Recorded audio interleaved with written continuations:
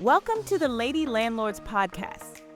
Today, you'll hear the best from one of Becky's most listened to finance interviews. If you're ready to invest with confidence, then let's get started.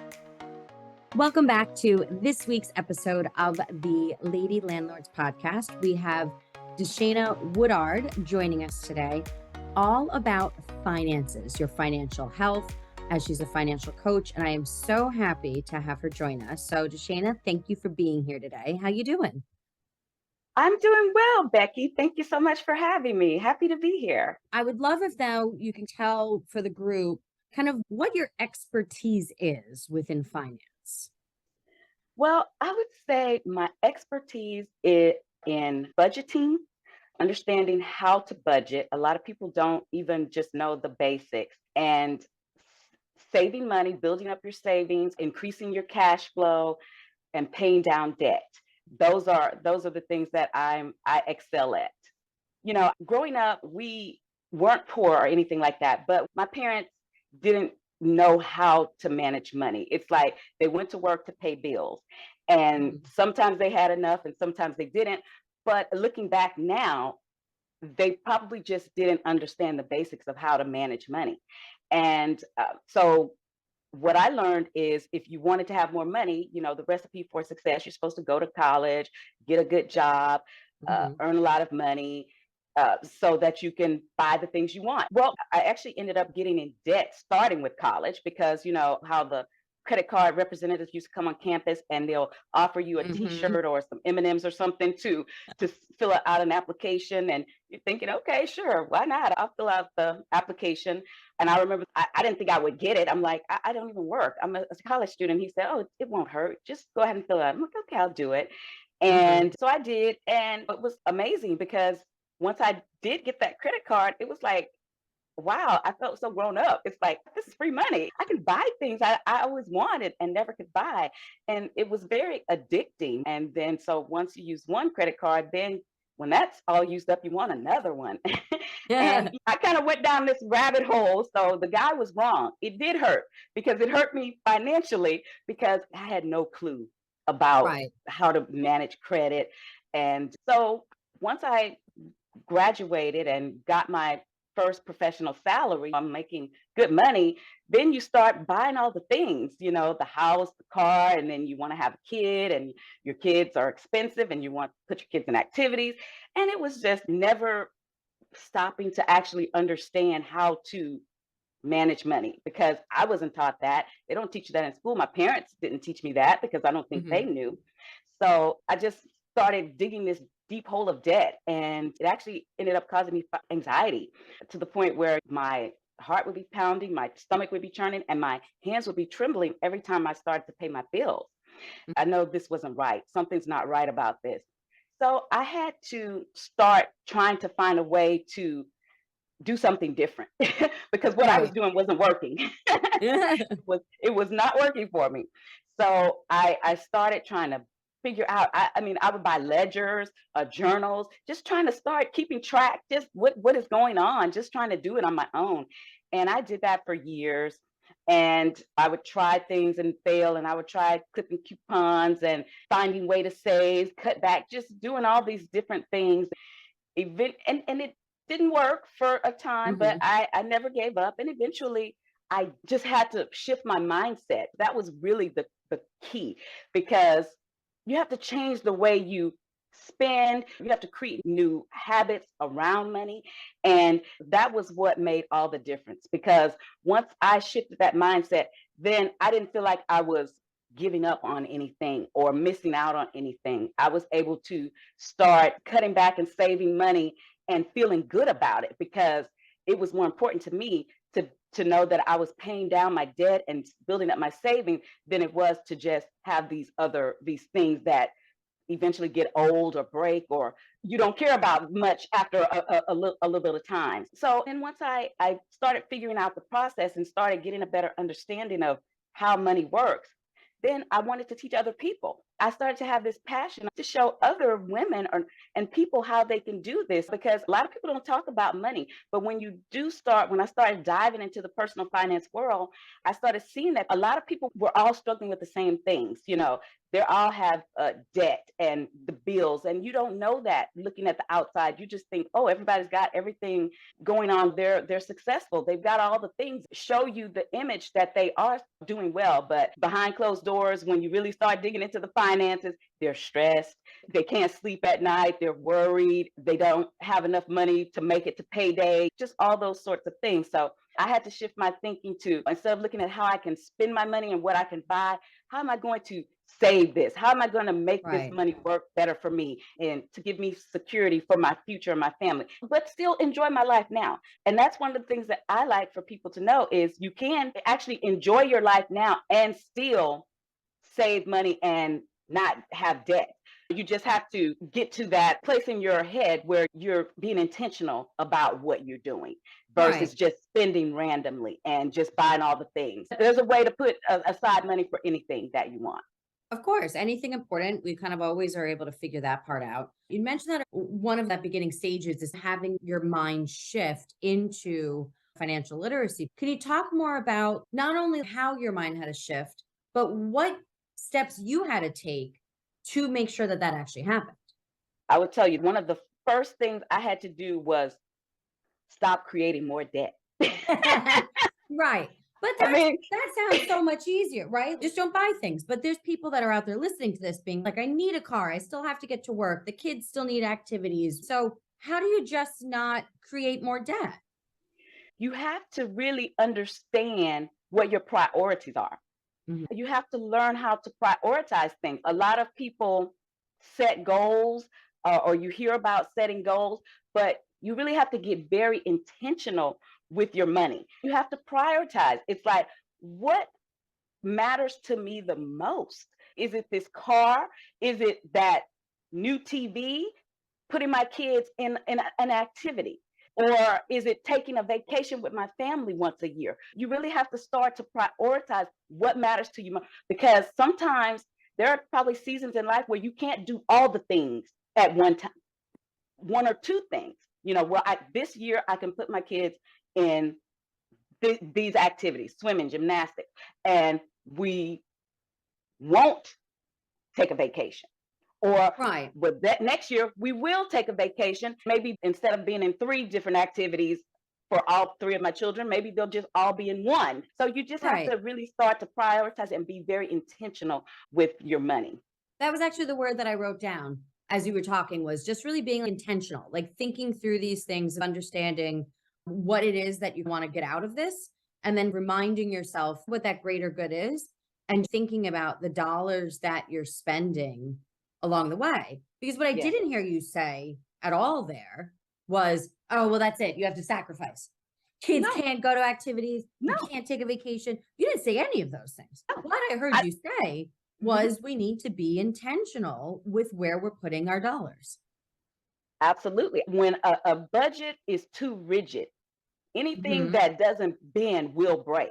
So you have to be flexible in your budget and be able to do some of the things that you enjoy. You just have to prioritize. Like I said, not be able to do all the things this year or all at one time. Maybe there's a time further down the road where you can do everything. But sometimes we just have to figure out what things are more important this year, this month, or this season. You just have to think about it. And then you see, well, if I'm going to put my kid in ballet and swimming this year, what am I going to cut? What can I give up? Maybe we can switch to a cheaper cell phone plan, or maybe we can switch our insurance company. Maybe we can find a cheaper rate. Sometimes you have to do a little detective work and find a lower cost plan with your insurance or something like that. You don't have to give up the things that are very important to you. When my kids were small, it was crucial to me that they know how to swim. I never learned how to swim. I'm sad to admit that, but I didn't. And I felt like fell into a pool. I couldn't save them. We would all drown. So I felt like it was important to me that they knew how to swim and could save their own lives if they ever fell into a lake or a body of water. So that was crucial for me. And that was something you really valued. I like what you were saying about the budget being so rigid. That reminds me of a diet where if you say, that's it, I'm not eating any carbs, all you're like is, I just want a carb. Yes, so anything not too rigid will break. And that's why it's not sustainable for so many people. That's why people don't like budgeting. But budgeting actually gives you the permission to Ooh. spend money intentionally versus randomly. You're just very purposeful about what you're doing. I like that a budget actually gives you the allowance to spend money. That's a great reframing, talking about mindset and kind of how we want to phrase it. I know personally when I was in debt previously, it was just like ignore it, right? It was just like don't even think about it, don't acknowledge it. If I don't talk about it, it means it's not happening. I really like that idea of just kind of saying this is actually what gives you that freedom, that gives you that allowance, that it doesn't have to be scary because we have an intention and there's room for everything that's important. Love it. Absolutely. So first step, you decided you weren't adding any more debt, right? What was the next step for you in that mindset shift? The next step was actually looking for the things that I could cut back on, starting to prioritize. So not using credit card, and now I got to prioritize. I became 100% debt free, and I wasn't even trying to become 100% debt free. I wasn't on a debt free journey. My goal was to get a couple of bills out of my life. That's Okay. all I wanted. As I'm looking at my finances and all these things I'm paying, I'm like, if I could just get 2 or 3 of these bills out of my life, I could breathe. It would be such a weight lifted off of me. And so I just started making a plan. I had to prioritize. And that kind of goes back to the baby steps of Dave Ramsey. I didn't really Mm-hmm. follow Dave Ramsey or his baby steps, but that was just the mindset that I realized. I had heard of that though, pay off the smallest bill. And then I was like, let me try that. Let me see, well, how much extra can I add to this bill? And by doing Yeah. that, what can I cut on the other side? Maybe we just won't have cable for 6 months. And then I can put that money towards this bill so that I can pay it off faster. That's what I had to do. I had to prioritize and look at what can I cut and start it small with what's the first thing I could tackle. When I was able to tackle that, I did have the money, even though you don't see the money. It takes a while before you actually start to see the money. You think, oh, when I pay out something, I'm gonna see the money. No, not really, because first of all, you weren't making it from the start. I mean, you were Right. already in a hole, so it takes time before you actually see that money. Sometimes you have to cut even more things, but you still keeping the things that are most important to you. Sometimes you have to make some hard cuts, like, hey, somebody wants you to go to a baby shower, a wedding, whatever. It's like, Mm-hmm. sorry, I can't make it this year. I can't make it this time. You just have to really be strategic about maybe if it's your sister's wedding, yeah, you're gonna go. But maybe if it's your neighbor's cousin wedding, maybe you can skip that one this year. You just have to start to really prioritize because you can't always do all the things at one time. I feel like there's kind of two parts that there's sometimes just things that when we pay attention to, how many times if you sit down with your credit card or look through your Amazon orders, right? How many subscriptions do you have to things that maybe you don't necessarily use that you even forgot about, or how you're not using them necessarily for the cost versus how easy is it sometimes just to throw things into that Amazon cart and get deliveries coming that we don't even really see. Clearly for the bigger things, say, okay, great. This is a priority, sister's wedding, but a friend's wedding, maybe that's something, destination, maybe that's something that just isn't in the budget for the time being. So that's kind of like cutting costs, right? Let's talk about the other side of the coin, which is then increasing income. Was there anything that at that time that you did to bring in more income? Yes, I was always trying to look for these little side hustles before I knew they were called side hustles. I did all the little things. I was doing Avon and selling crystal one time, just these little random things. Somebody else had me into some other marketing scam. I didn't know that it was that at the time, but trying to sell energy to people or Right. something we Whatever were you doing. could, sounds like. So, I did all these little things, but none of those ever really helped me. The thing that really made the biggest difference was getting a job where I actually was able to increase my income Okay. significantly. For a long time, I only worked part-time because my kids were in school. I would work just 2 or 3 days a week. That was another reason why I struggled with money because I didn't work full-time, but my Okay. husband did. I didn't feel like we both should be working all the time because Okay. when you work all the time, you're tired. I didn't want to put my kids in daycare. But I couldn't afford to be a stay-at-home mom. So I did Okay. work a couple of days a week, but then I still wanted to do all the things, have them in all the activities. Okay. I eventually got a full-time job. So Okay. that actually increased my income. And then I went back to school because the jobs I wanted needed another degree. I had an associate degree in nursing, but the jobs I wanted mostly required a bachelor's degree. So I had to go back to school, created a little bit more debt along the way, but that became a priority to me because I couldn't get the jobs that I really wanted because I Right. didn't have the degree that I needed. So Okay. I had to make that sacrifice, but I did it in a smart way. I went to the local university that was offering it, and I was able to get it at an affordable price. Well, that was what So I was going to ask. How do you then put that discrepancy together between needing to cut costs, but needing the degree, which is going to cost money, to be able to switch into a higher paying salary? It sounds like you did the return on investment and said, what can I do to get that degree in the most affordable way? yes, they had transition programs where you can go from RN to BSN in 1 year. I didn't care about the name of the university. Right. Most employers, very few industries does the name of the school really make a difference. Well, good, because it didn't matter to me. I went to the Yeah. University of Houston, and they were accredited, and that's all that Right. mattered. They were offering a program at an affordable price, and that's what I cared about. So I did that, and then I was able to finally land that job that I had been wanting, and my income increased about 40%. So, Wow. That's but huge. I had been already up to that point practicing lowering my expenses and cutting back on things and prioritizing so that when my income increased, this is what happened to a lot of people when their income goes up, so does their spending. It matches or it goes Right. higher. But when my income increased, my expenses stayed down here. So I kept my expenses right where they were so that I was able to start now. I had more money that I can start chunking at that debt. So those couple Right. of bills that I had already paid off, now I was able to pay off more. It was important to me to save at the same time because I had never had savings. It was important to me I probably could have paid my debt off faster, but it brought me more security mentally and financially to see that I was doing both, saving and paying down my debt. So it just gave me the security that I need. So now we've decreased our debt, right? Increased our income. So now we have an emergency fund, which is always important. What was something that you did for an investment once you got to this place where you had that extra cash? Well, what I did was I started while I was still working at my job.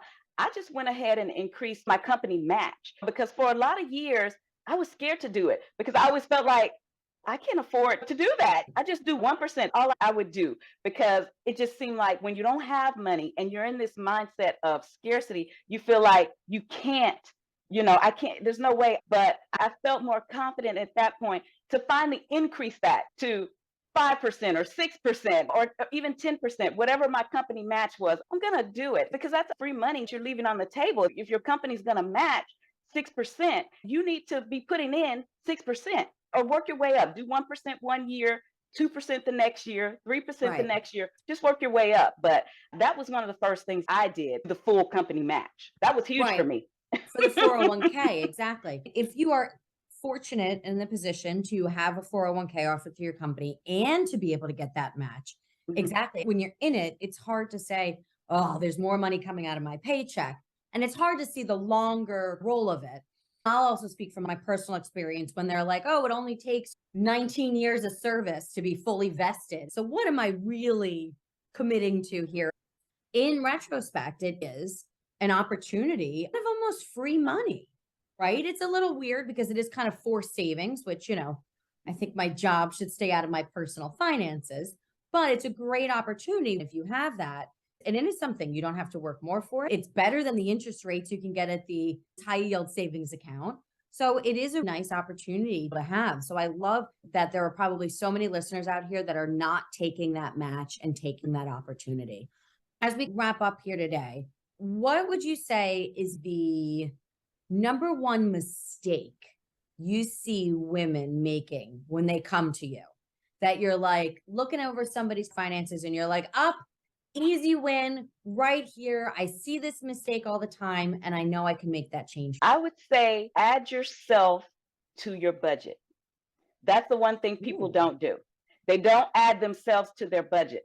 We're paying all the bills. Just write yourself in as a bill. We need to think of ourselves as important as any bill. Why should everybody else get all of your money? If you earn 100% of your paycheck, think of your paycheck as a pie. If you give 90% of your income to everybody else, don't you deserve 10% or 5% of your own money that you work hard for? Right. So put yourself on that sheet, write yourself in as a bill, decide how much you want to pay to yourself. Look at it in terms of percentage. Maybe start with 1%. If you earn $1,000, 1% is $10. Write that on your budget. Put yourself on as a line item. $10 every payday goes straight to me, mine. If everybody else gets 99%, let me have 1%. Just put yourself as a line item on your budget. I love that. And I think that's something, especially women, moms, that sometimes we end up going to the bottom of the barrel. Yes. I remember my mom, and we grew up in a very poor household. My mom would really struggle to get us kids new sneakers for the new school year, or to be able to buy us clothes. And she never really spent anything on herself. And I feel like that's something that it would have brought her a little peace of mind, a little mental uplift, to really be there to kind of put almost the oxygen mask on her first, to then support us as well. That's a great tip. Well, DeShena, thank you so much for spending your afternoon with us. I love all the tips you gave us. They're so actionable and really things that so many of our listeners can do immediately after. So thank you so much for being here. I really appreciate it. Thank you for having me, Becky. I enjoyed it. Good. For any of our listeners out there, do make sure to subscribe to the Lady Landlords Podcast so you do not miss the next episode. We release new episodes every single Tuesday. So we will see you back next week. Thank you for listening to the Lady Landlords Podcast.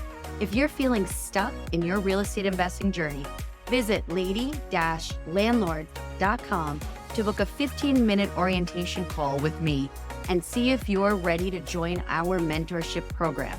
Or you can subscribe to our newsletter and join our Facebook group for exclusive real estate investing tips and offers. Invest with confidence. Become a Lady Landlord today.